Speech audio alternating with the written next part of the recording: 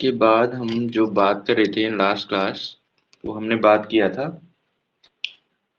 About, किसके बारे में बात किया था? एन्यूरिसिस, दैट इज संयमूत्र, in the recorded lecture. In today's lecture we will talk about the breath holding spells, और उसको हम बोलते हैं BHC. तो इसमें क्या है, इसमें ये रहता है कि बच्चा जैसे कभी कभी रोते टाइम या फिर बहुत ज्यादा एक्साइटेड कंडीशन में, रोते टाइम भी और डरे डरे हुए टाइम में या फिर एक्साइटेड कंडीशन में सांस अटक जाना जैसी कंडीशन, जैसे नॉर्मल भाषा में बोलेंगे अटक जाना, ठीक है, जो सांस नहीं ले पा रहे हैं, बहुत देर तक सांस ही नहीं आती है, लौट के सांस अटक जाना बोलते हैं. तो ऐसी कंडीशन को बोलते हैं ब्रीथ होल्डिंग स्पेल्स. ठीक है, तो नाम से ही समझ में आ रहा है ब्रीथ होल्डिंग. ठीक है, तो इसी की वजह से यहाँ पर ये जो है होता है. अब इसमें पहला सेंटेंस क्या लिखा हुआ है ब्रीथ होल्डिंग स्पेल्स में? Breath holding spells are the benign episode of involuntary breath holding in children for a duration long enough to cause perinatal concern. It is harmless and always stops by itself. सबसे बड़ी बात क्या बोली उन्होंने कि breathe जो होती, breathe holding spell एक इन्वॉलंटरी है, मतलब वो बच्चा खुद से नहीं करता है. ठीक है, वो अपने आप से ही होता है. ठीक है, ब्रीथ होल्डिंग स्पेल मतलब होल्ड जो होता है ब्रीथ का, और उसका ड्यूरेशन बहुत देर तक खिंच सकता है, टाइम ड्यूरेशन बहुत लंबा हो सकता है. फिर उन्होंने बोला कि ये कंसर्न है, एक बड़ा पेरीनेटल कंसर्न है. ये हार्मलेस नहीं होता क्योंकि बच्चा नॉर्मल अवस्था में कुछ देर बाद आ जाता है. ठीक है, तो ये हार्मलेस नहीं होता.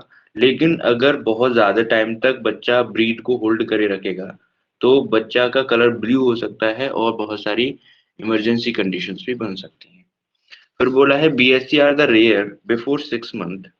6 महीने से पहले BHC that means breath holding spells ज्यादातर नहीं आता, लेकिन 6 महीने के और 18 महीने के बीच में ये इंसिडेंट 4% होता है, और 5 साल के बाद या 5 साल की एज में ये डिसअपियर हो जाता है. ठीक है, तो उन्होंने बोला है कि 6 मंथ से पहले बहुत ही कम मिलता है, लेकिन 6 से 18 के बीच में मिलता है.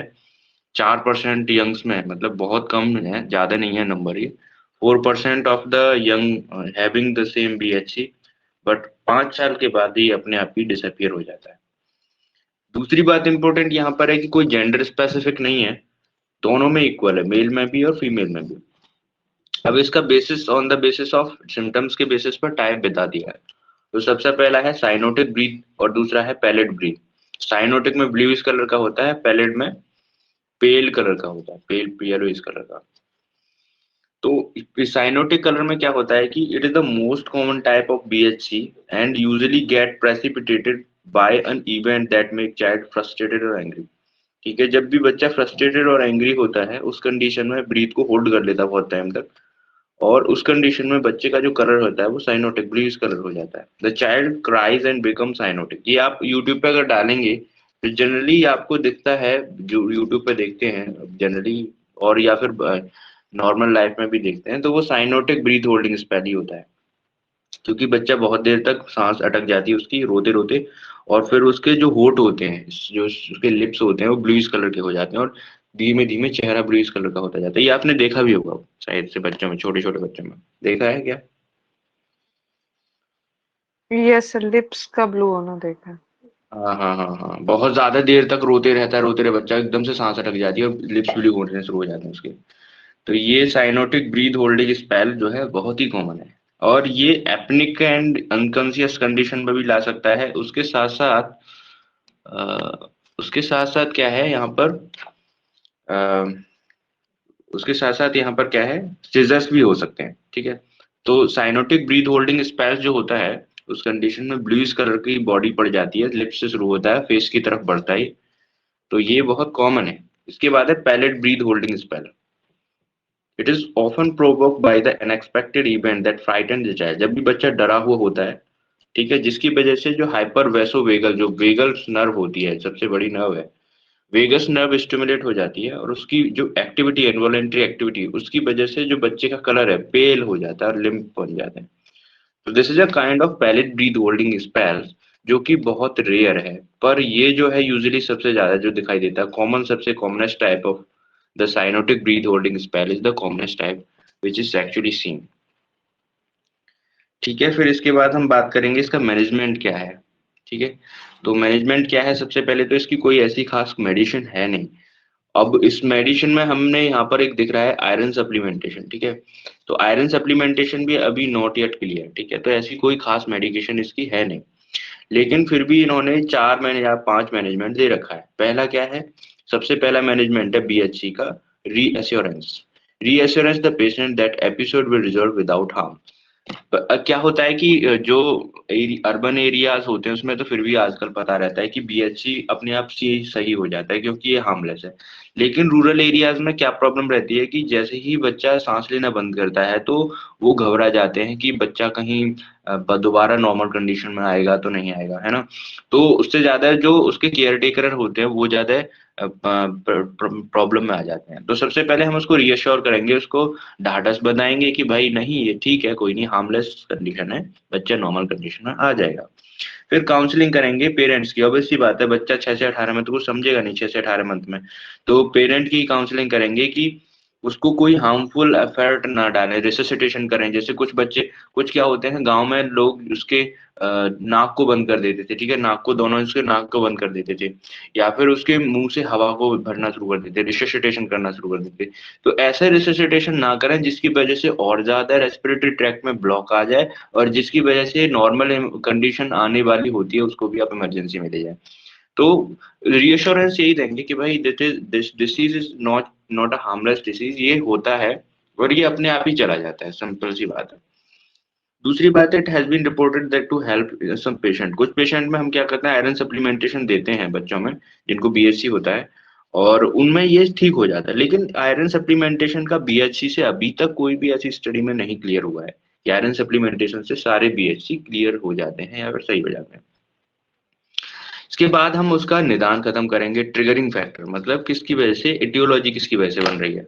जैसे अगर बहुत ज्यादा बच्चा एक्सरसाइज कर रहा है और उसकी गैस्पिंग बन गई, लंबी लंबी सांसें ले रहा है और एकदम से सांस बंद हो गई, तो उसको भी बीएचसी बोलेंगे।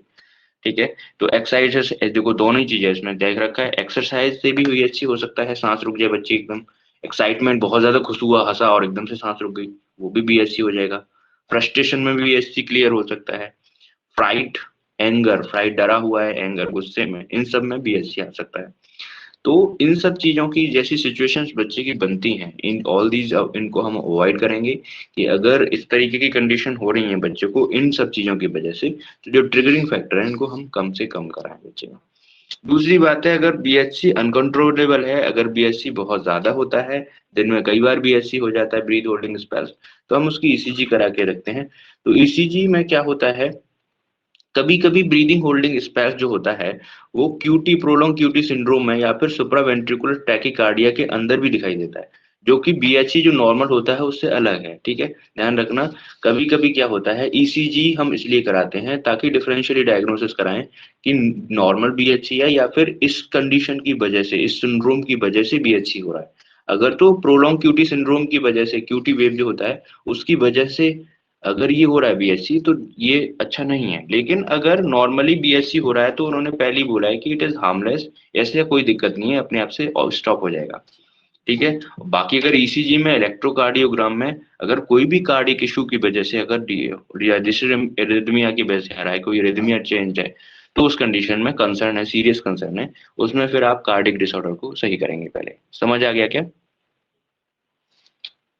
क्लियर क्या? Yes sir. ओके, नेक्स्ट जो डिसऑर्डर है वो आज हम कंप्लीट करने वाले हैं, that is autism spectral disorder.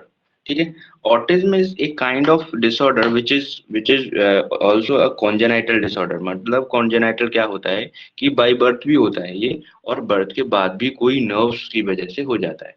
तो autism spectral disorder is the, सबसे पहली बात है, डेवलपमेंटल डिसेबिलिटी है। डेवलपमेंटल डिसेबिलिटी में हमने पढ़े हैं कि जो बच्चा होता है वो सीरियल वाइज ग्रो करता है, सीरियली ग्रो करता है, उसको हम माइलस्टोन बोलते हैं। उन माइलस्टोन को अगर वो सीरियली वाइज नहीं क्लियर कर पा रहा, जैसे मान लो 2 मंथ में वो 2 क्यूब का बना लेता है, 2 क्यूब्स को रख देता है, 3 मंथ में 3 क्यूब्स को रख देता है, फिर फेजेस को पलट देता है इस तरीके से।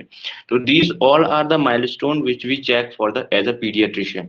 अगर वो इस तरीके की चीजें वो नॉर्मली चीजें नहीं कर रहा है तो उसको हम ऑटिज्म स्पेक्ट्रल डिसऑर्डर में रख सकते हैं, और ये डेवलपमेंटल डिसेबिलिटी है। देखो क्या लिखा है उसने, autism spectral disorder that is ASD or the pervasive developmental disorder, मतलब पैरावेसिव मतलब उसको कम करने वाले, जो हमारा डेवलपमेंट है उसको धीमा करने वाले, और उसमें ये सारे चीजें इंक्लूड हो सकती हैं। ऑटिस्टिक डिसऑर्डर हो गया, childhood disintegrate disorder, Asperger syndrome and pervasive developmental disorder. ठीक है, ये सब चीजों में भी, इन सब चीजों में भी और ऑटिज्म स्पेक्ट्रल डिसऑर्डर में भी सेम सिम्टम होते हैं। तो कहने का मतलब autism spectral disorder is the actually the developmental disability. अब देखो ध्यान से सुनने वाली बात है कि इसका ऑनसेट कब होता है, कब कब ये डिसऑर्डर होता है। ठीक है, तो जब भी 2.5 साल से लेकर 3 साल के बच्चे में, 2.5 साल मतलब 2.5 टू 3 ईयर के बच्चे में जब भी ये सिम्टम्स दिखाई देंगे, डेवलपमेंटल डिसऑर्डर या डेवलपमेंटल डिएबिलिटीज दिखेंगी, तो उसका हम एक कैटेगराइजेशन करेंगे, दैट इज इन्फेंटाइल ऑटिज्म है। इन्फेंट हो गया 2.5 टू 3 ईयर। ठीक है, और ये जनरली दिखाई देता है ज्यादा से ज्यादा 2.5 से 3 में दिखाई देता है। इसके और भी रीजन हो सकते हैं, कभी कभी ऑटिज्म स्पेक्ट्रल डिसऑर्डर किसी सिंड्रोम का भी सिम्टम हो सकता है। ठीक है, actually autism spectral disorder is the development disability, मतलब डेवलपमेंट जो नॉर्मल होना चाहिए वो नहीं हो रहा है। ठीक है, तो इस चीज को हम बोलते हैं। फिर उन्होंने बोला कि अगर 3 साल के बाद ये हो रहा है तो 3 साल के बाद के बच्चे को हम चाइल्ड बोलते हैं, तो उसका नाम फिर कैसे रख देंगे, चाइल्डहुड ऑटिज्म। ठीक है, तो इसको on the basis of the age ये दो तरीके से क्लासिफाई किया गया, एक है चाइल्डहुड ऑटिज्म और दूसरा किया गया infantile autism on the basis of age. ठीक है, सो ये आपके यहाँ पर कंसीडर हो गया। नेक्स्ट हम बात करते हैं, the cause of infantile autism seems to be predominantly biological, that means congenital, पहले से ही। और इन्फेंटाइल ऑटिज्म का मतलब क्या होगा, 2.5 तो 2.5 टू 3 की एज में मतलब हो रहा है, इसका मतलब क्या होगा, वो कॉन्जेनाइटल हो सकता है, प्रीडोमिनेटली बायोलॉजिकल है, पहले से जीन्स में कोई प्रॉब्लम थी जिसकी वजह से वहां पर दिखाई दिया है। लेकिन 3 साल तक बच्चा नॉर्मल था और उसके बाद उसको प्रॉब्लम हो रही है डेवलपमेंट में, तो फिर वो कॉन्जेनाइटल नहीं है, फिर तो वो नॉर्मल बाहर के कोई फैक्टर की वजह से ट्रिगर हुआ है, या फिर कोई नर्व सिस्टम नॉन स्टिमुलेशन की वजह से हुआ होगा। अब देखो इसी वजह से यहाँ पर ऑटिज्म को करेक्टराइज किया गया है, उसको क्लासिफाई किया गया है कि ऑटिज्म बोले तो developmental disability is characterized by, सबसे पहली बात की है, marked impairment in social interaction.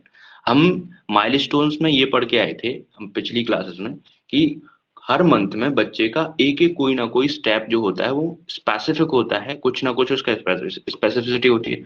अगर वो इंटरेक्शन नहीं कर रहा है सोशल के साथ, अपने माता पिता के साथ, अपने आसपास के लोगों के साथ, तो इसका मतलब कहीं ना कहीं उसका जो डेवलपमेंट है वो स्लो हो रहा है। क्या लिखा है, there is no social smile, सबसे पहले तो सोशल स्माइल आती है बच्चे में। ठीक है, वैसे तो नॉर्मली बच्चा सोते सोते भी हंसने लग जाता है, लेकिन अगर आप हंसा रहे हो, आप you are trying to make him और हर हैप्पी, तो वो उसको हम सोशल स्माइल बोलते हैं, कि एक्सटर्नल थिंग्स की वजह से उसको हैप्पीनेस फील हो रही है, उसकी वजह से स्माइल कर रहा है, तो उसको स्माइल सोशल स्माइल बोलते हैं। और उसके साथ साथ ही आपको पता है कि बच्चा धीमे धीमे आई कॉन्टेक्ट बनाना शुरू कर देता है।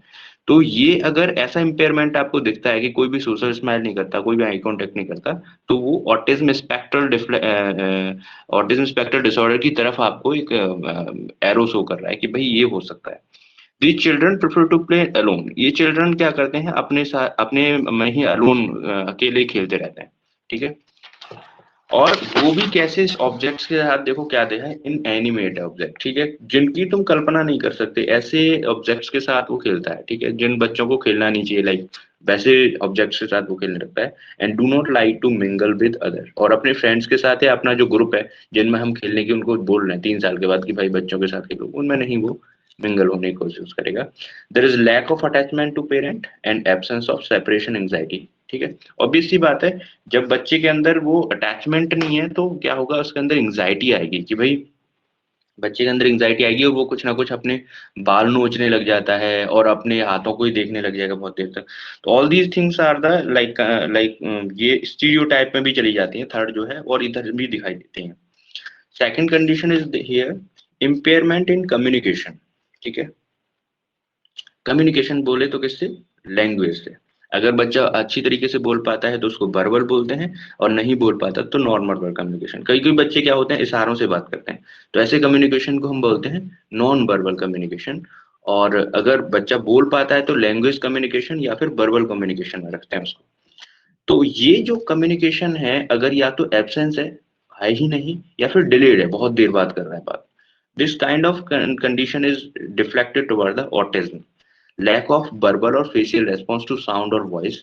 ठीक है, जब भी कोई भी बच्चा होता है तो धीमे धीमे क्या करता है, वो फेशियल एक्सप्रेशन भी करता है, या हाथ से कुछ कुछ इशारे करता है, वो भी एक्सप्रेशन नॉन वर्बल भी नहीं आ रहा है उसके साथ। ठीक है, और उसके साथ फेशियल रिस्पॉन्स भी नहीं दे रहा है, साउंड और वॉइस।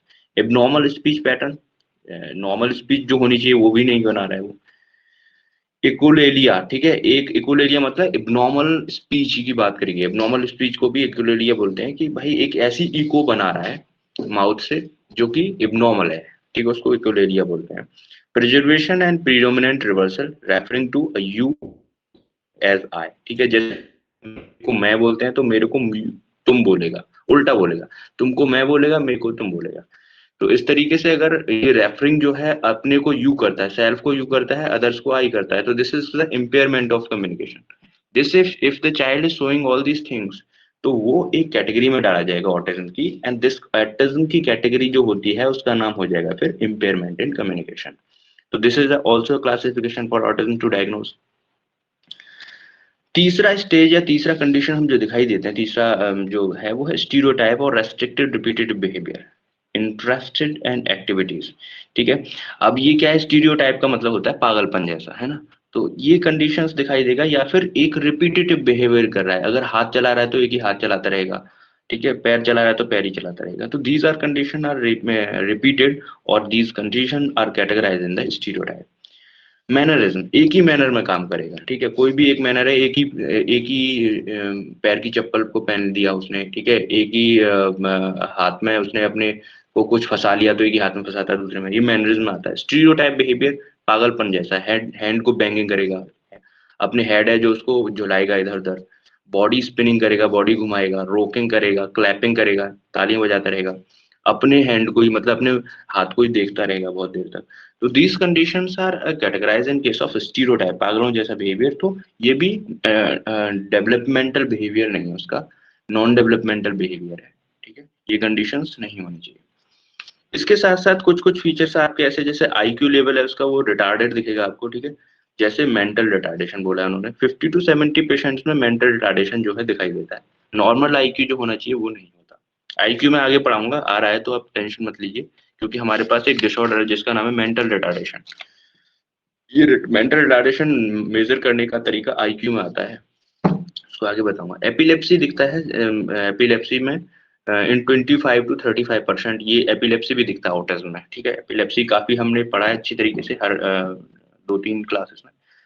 हाइपरकाइनेसिस क्या होता है, हाइपरकाइनेसिस इज अ कंडीशन, इसको लिख लो।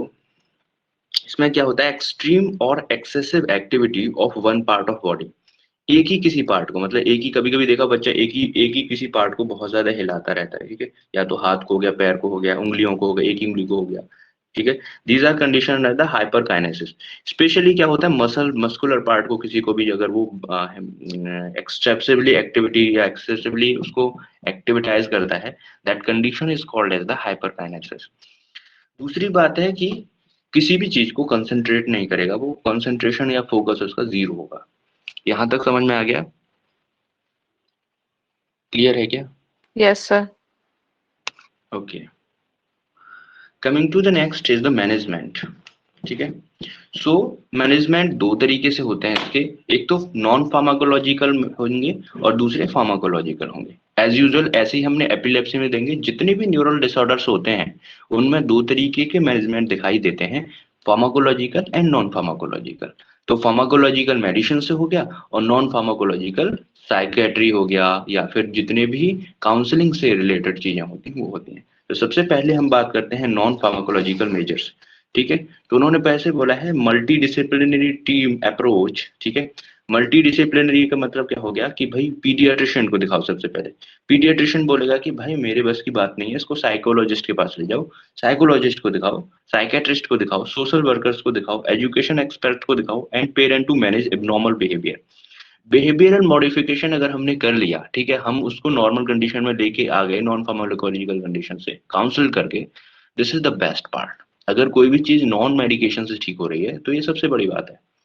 तो सबसे पहले जितनी भी साइकेट्रिस्ट डिसऑर्डर होते हैं, न्यूरोलॉजिकल डिसऑर्डर्स होते हैं, उस कंडीशंस में सबसे पहली जो हमारी एड है वो काउंसलिंग है, सेमिनार्स हैं, ठीक है।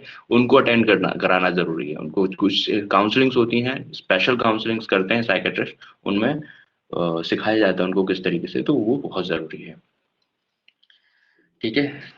तो फिर इसके बाद फार्माकोलॉजिकल्स की बात करते हैं। तो सबसे पहले मैंने यहाँ पर बिहेवियरल मॉडिफिकेशन को इम्पोर्टेंट किया है, तो ध्यान रखना जितने भी साइकोलॉजिकल डिसऑर्डर्स होते हैं, इसमें अंडरलाइन कर लो इसको, बिहेवियरल मॉडिफिकेशन वो बहुत इंपॉर्टेंट होते हैं, क्योंकि मेडिकेशन से जो भी हम ट्रीटमेंट करते हैं वो दोबारा से रीअकर हो सकता है। ध्यान रखना, कोई भी चीज जब मेडिकेशन से हम ट्रीट करके ले आए, सिम्टमेटिक ट्रीटमेंट कर दिया, तो रीअकर के चांस हो सकते हैं, चाहे वो आयुर्वेदिक से करो या फिर आयुर्वेदिक से करो, दोनों में चांसेस ये करके हो सकते हैं। लेकिन उसको हमने, इसीलिए योगा का आज बहुत ज्यादा बिलीव करते हैं लोग, क्योंकि योगा एक ऐसी टेक्निक है जिससे हम नॉन फार्माकोलॉजी से किसी भी चीज को ट्रीट करते हैं।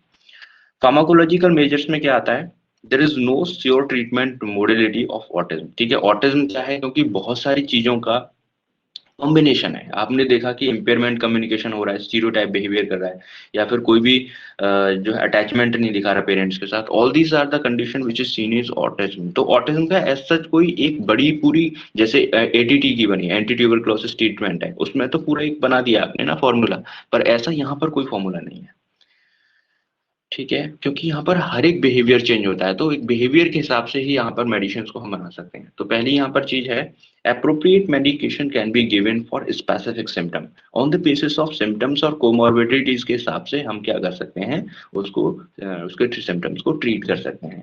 जैसे सबसे पहले बात करते हैं, एग्रेशन हो सकता है सिम्टम, टेम्पर हो सकता है, टेंट्रम्स हो सकते हैं, डिप्रेशन हो सकता है, एंग्जाइटी हो सकता है, ADHD यानी attention deficit hyper activity disorder, जो कि हम आगे पढ़ने वाले हैं इसके बाद, ये हो सकता है। अटेंशन न देना, सेल्फ इंजीरियस हो सकता है, खुद को इंजरी कर रहा है, बिहेवियर स्लीप डिस्टर्बेंसेस हो सकते हैं, ऑब्सेसिव कंपल्सिव डिसऑर्डर हो सकता है, यानी kind of bipolar disorder, OCD हो सकते हैं। ऐसे ट्रेट्स और सीजर अगर दिखाई देते हैं पेशेंट में, तो on the basis of all these symptoms, उसी के हिसाब से उसके हम मेडिकेशन करेंगे on the basis of symptom. तो सबसे पहली जो ड्रग हमारे दिमाग में आनी चाहिए ऐसे कंडीशन में, वो है neuroleptics. It is a class, neuroleptics is the specific class which is used to psychiatric disorder, ठीक है। जितने भी साइकेट्रिक डिसऑर्डर्स होते हैं ना, उस कंडीशंस में हम न्यूरोलेप्टिक्स देते हैं। न्यूरोलेप्टिक्स एक ड्रग की क्लास का नाम है, ठीक है, ये आपने सेकंड ईयर में फार्माकोलॉजी में पढ़ा होगा।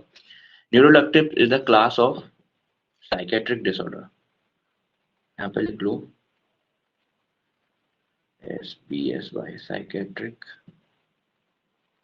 डिसऑर्डर, ठीक है। साइकेट्रिक डिसऑर्डर की क्लास है जिसमें हम क्या क्या ले सकते हैं, जैसे रेस्प्रिडोन एक ड्रग है, रेस्प्रिडोन, और ओलनजिपिन और जिप्रासिडोन, ठीक है। ये जो है ड्रग्स के नाम है, 3 ड्रग्स के नाम याद करने हैं आपको, जो किन चीजों को रिलीफ देते हैं, लाइक डिस्ट्रप्टिव बिहेवियर और सेल्फ इंजीरी और एग्रेशन टेंट्रम्स। इन सभी को अगर आपने ठीक करना है, तो all these things are actually treated by the neuroleptics.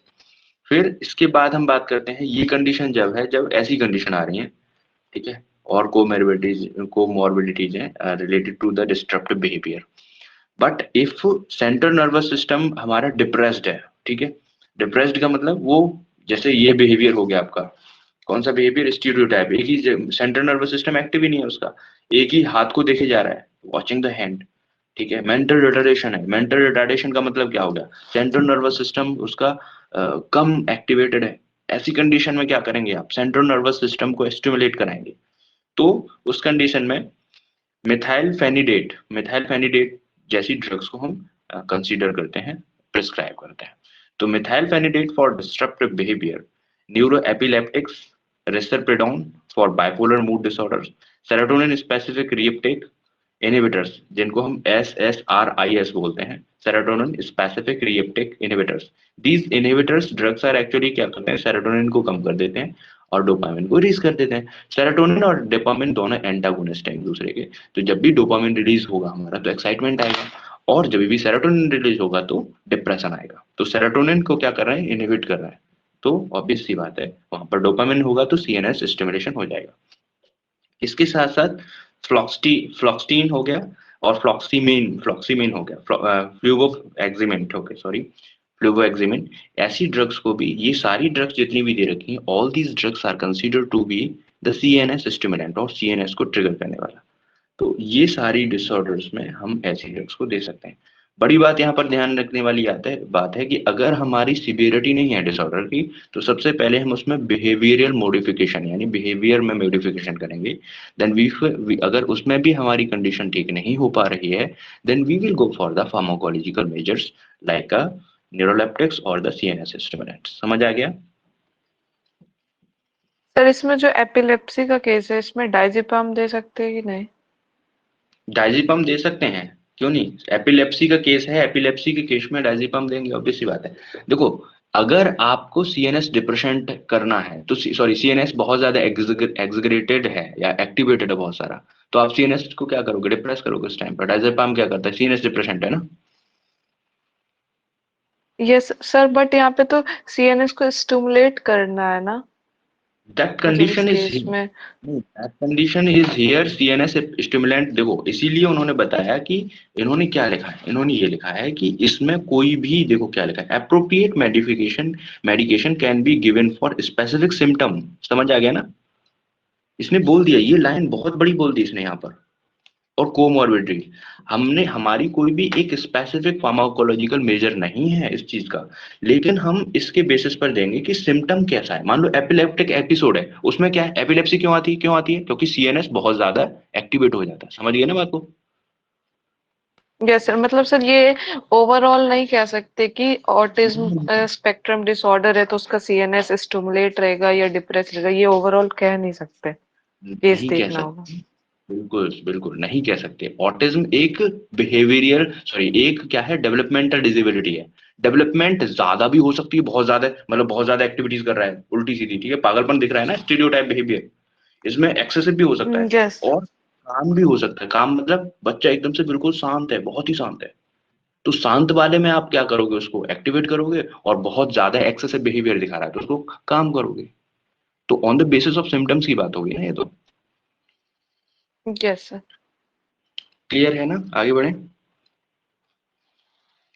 Yes sir. तो next condition is the pica, या पिका भी बोलते हैं इसको।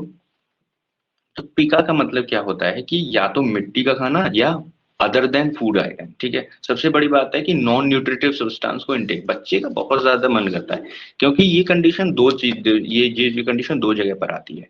देखो, एक कंडीशन तो जब आती है जब बच्चे के डेंटिशन स्पार्स होता है, जब दांत निकल रहे होते हैं, उस कंडीशन में बच्चा क्या करता है, कोई भी नॉन न्यूट्रिटिव सब्सटेंसेस को इनटेक करने की कोशिश करता है माउथ में। तो और दूसरी क्या कंडीशन है कि कभी कभी बच्चा खाना ही शुरू कर देता है हमको। तो पाई का क्या है, ऑल्सो ये बहुत इंपॉर्टेंट है, आपसे ये पूछा जाता है 2 मार्क्स में, ठीक है, पाई का। तो इसमें इंपॉर्टेंट लगा देना, ठीक है। तो पाई का इंपॉर्टेंट है। तो पाई का is the also termed as the geophagia. Geophagia is the eating of non-edible or non-nutritive substances other than food. जैसे कि मान लो कोई भी की पड़ी है, की को मुंह में चबाने लग गया, या फिर कोई भी पड़ी है, पेपर को चबाने लग गया, ऐसी सब चीजों को जब चबाने लग जाता है बच्चा, तो उसको हम बोलते हैं पाइका। अब उन्होंने बोला है आगे कि क्या क्या हो सकते हैं, तो ये बहुत इंपॉर्टेंट है इस चीज को डायग्नोस करने को, कि the non edible substance are of variety. ये वैरायटी के सब्सटेंसेस हो सकते हैं। इट में इंक्लूड, फॉर एग्जांपल, क्ले, मिट्टी हो सकती है, अर्थ की डस्ट हो सकती है, सैंड्स हो सकती है, फ्लैक्स ऑफ पेंट हो सकती है, प्लास्टर फ्रॉम वॉल्स हो सकता है, जो दीवार का प्लास्टर होता है, सोप हो सकती है, साबुन, पेपर, फैब्रिक्स, आइस, इन सब चीजों को एक्सेट्रा भी दे रखा है। इन सब चीजों को जब वो मुंह में देने लग जाता है, इनटेक करता है, तो ऐसी चीज की कंडीशन को हम जियोफेजिया बोलते हैं, या फिर उसको हम पाइका बोलते हैं। It is the frequent in first 4 year of life. ये चार लास्ट मतलब 1 से 4 साल की एज में बच्चे को बहुत ज्यादा फ्रीक्वेंट दिखता है, but may be seen in grown ups as well. अगर 4 साल के बाद 5 साल, 6 साल, 8 साल बच्चे तक देख रहे हैं और वो नॉन न्यूट्रिटिव सब्सटेंस को मुंह में देता है, ठीक है, और कंडीशन बढ़ती जा रही है, मतलब क्या चबाने लग जाता है, पेन चबाने लग जाता है, ये सब कंडीशन, तो ये सीरियस कंसर्न है, इसको फिर अटेंशन देना पड़ेगा, ठीक है। तो क्या बोला, it is a may be attention seeker behaviour, ठीक है। तो ये कंडीशन अटेंशन सीकर बन जाती है when it comes to be after the 5 year. फिर देख रखा है in pica at an earlier age that is up to 2 year is considered normal. मैंने पहले बताया कि स्टार्टिंग में बच्चे का बच्चा क्या होता है, कोई भी चीज से पहली बार विजिबल होता है। मान लो कोई भी बच्चा है तो उसको कोई भी चीज पहली बार देखती है तो उसके लिए अट्रैक्ट करती है, ऑब्वियस सी बात है। तो इस कंडीशन में वो नॉर्मल है। पर क्या कहते हैं, अगर बच्चा नॉर्मल कंडीशन कब तक बनी रहेगी, 2 साल तक, अप टू 2 ईयर, ठीक है, वो कंडीशन नॉर्मल बोली जाती है। और इसी कंडीशन में इसलिए भी नॉर्मल बोली जाती है कि उस टाइम पे बच्चे के जो दांत हैं वो आने शुरू होते हैं, तो बच्चा किसी चीज को काटने की, कुतरने की चीज कोशिश करता है। तो ये कंडीशन 2 साल तक तो नॉर्मल है। लेकिन अगर 5 साल के बाद ये कंडीशन जा रही है, आगे बढ़ रही है, तो ऐसी कंडीशन फिर नॉर्मल नहीं है। This condition can be concern. Etiology क्या हो सकता है, अब देखो ध्यान से, एक चीज और बता रहा हूँ मैं आपको। इसमें आगे मैं बता, इससे पहले बता दे रहा हूँ, क्लिनिकल फीचर्स में दे रखा हुआ है इसमें कि भाई बच्चा, एक कंडीशन तो ये है, लेकिन 5 साल के बच्चा बाद भी बच्चा अगर ऐसी कंडीशन को, सीरियस कंडीशन को ले रहा है, तो हो सकता है उनके अंदर वॉर्म का इन्फेस्टेशन हो, इंफेक्शन हो। तो वॉर्म्स के केसेस में भी बच्चा क्या है, ऐसी कंडीशंस को करता है। एटियोलॉजी क्या है, it is incidence is high and intellectually disable children. जो इंटेलेक्चुअली डिजेबल चिल्ड्रन होते हैं, यानी ऑटिज्म में ये कहीं कहीं पाई का दिखाई देता है। Children from the poor lower section of society, जिनके माल नरिशन है, ठीक है, माल नरिशन बोले तो जिनमें माल न्यूट्रिशन है, मतलब बोले तो जिनमें डेफिशिएंसी है चीज, उसमें भी दिखाई देता है। पेरेंटल नेग्लेक्ट, पेरेंट ने कभी भी उसको डांटा नहीं अगर वो नॉन न्यूट्रिटिव चीज को खा रहा है, तो ये भी पेरेंटल नेग्लेक्ट हो सकता है। Child abuse, poor supervision, poor देखभाल की वजह से भी हो सकता है कंडीशन। एसोसिएटेड माल नरिशन, मैंने पहले ही बोला था कि माल नरिशन मतलब बच्चे में डेफिशिएंसी चीजों की, उस कंडीशन में कहीं ना कहीं पाइका देखने को मिलता है। वॉर्मल इन्फेस्टेशंस में, वॉर्म होगा इंटेस्टाइन में, उस कंडीशन में भी यहाँ पर पाइका देखने को मिलता है। साथ में विटामिन और मिनरल की डेफिशिएंसी होती है, इस कंडीशन में भी पाइका देखने को मिलता है। यानी जब नॉन न्यूट्रिटिव सब्सटेंस को ज्यादा देता है, तो ऐसी कंडीशन में दो चीज पे हमें ज्यादा ध्यान देना चाहिए कि या तो उसमें कोई माल नरिशन हो रहा है, ठीक है, और या फिर क्या है, बच्चे में वॉर्म का इन्फेक्शन हो रहा है। क्लिनिकल फीचर क्या होते हैं, देखो वही दे रखा है, माल नरिशाइज्ड, ऑफन एनीमिक हो सकता है, iron deficiency, anaemia, mineral vitamin deficiency में बच्चा नॉन न्यूट्रिटिव सब्सटेंस को काटता है, मुंह में देता है। इंटेस्टिनल पैरासाइटिक इन्फेस्टेशंस, ठीक है, इंटेस्टाइन में वॉर्म्स हो जाते हैं, एस्कैरियोसिस वगैरह, ऐसी कंडीशंस में भी क्या रहता है, आपका पाइका देखने को मिलता है।